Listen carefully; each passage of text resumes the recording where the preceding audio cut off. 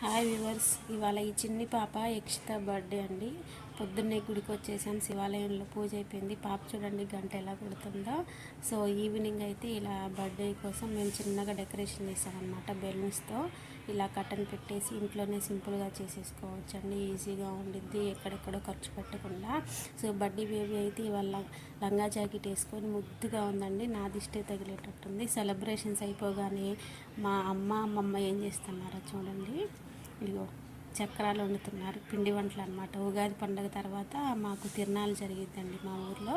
So అందుకని పిండి వంటలు వండుతున్నారు. అందులో నేను మార్నింగ్ 4కి వెళ్ళిపోవాలని, అర్ధరాత్రి అండి, టైం అయితే 12 అయింది. బర్త్డే పార్టీ అయిపోయిన తర్వాత ఓపిక్గా పాపం నేను ఊరికి వెళ్తున్నాను అనే ఒక కారణంతో అప్పటికప్పుడు నా కోసం అయితే ఇద్దరు కష్టపడి పొయ్యి పెట్టుకొని వండుతున్నారనమాట. కబుర్లు చెప్పుకుంటూ.